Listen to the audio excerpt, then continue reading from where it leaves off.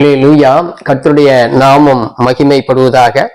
இப்பொழுதும் நாம் வாசிப்போம் சங்கீத பகுதி 103 சங்கீதத்திலே 12வது வசனத்தை நாம் வாசித்து பார்க்கும் பொழுது, மேற்குக்கும் கிழக்குக்கும் எவ்வளவு தூரமோ அவ்வளவு தூரமாய் அவர் நம்முடைய பாவங்களை நம்மை விட்டு விலக்கினார் என்று சொல்லி நாம் இந்த வேத வசனத்திலே வாசிக்கிறோம். எனவே இந்த வேத வசனத்தின்படி நம்முடைய பாவங்கள் அக்கிரமங்கள் யாவற்றையும் மன்னித்து அவர் நம் மீது இரக்கம் பாராட்டி வருகிறார். அவருடைய மேலான அன்பை நித்தமும் நமக்கு காண்பித்து அவர் வழிநடத்தி வருகிறபடியினாலே அவருடைய பாசத்திற்கு நாம் உட்பட்டவர்களாக ஜீவிக்கும் பொழுது நாம் அவரிடத்திலே கேட்கின்ற காரியங்கள் யாவற்றையும் அவர் நமக்கு கொடுக்கக்கூடிய தெய்வமாக இருக்கிறார். ஏனென்றால் பரிசுத்தமாய் வாழ்ந்து பரிசுத்தமாய் அவருடைய நாமத்திலே அணுகும் பொழுது, அவரை பட்சமாய் அணுகும் பொழுது தேவன் அவருடைய நாமத்திலே கேட்கிற காரியங்கள் யாவற்றையும்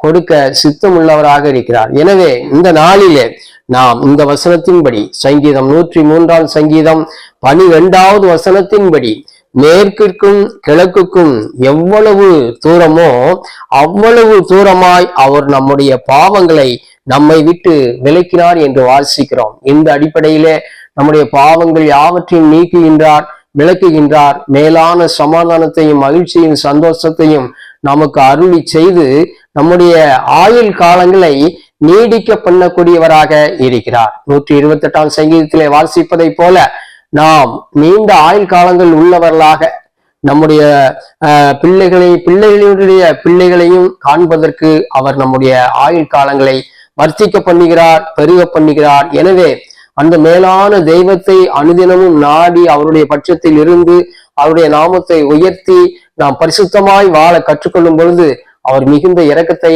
நம் மீது காண்பித்து நம்முடைய கரங்களை பிடித்து வழி நடத்த சித்தமுள்ளவராக இருக்கிறார். அல்லேலூயா. ஆமென்.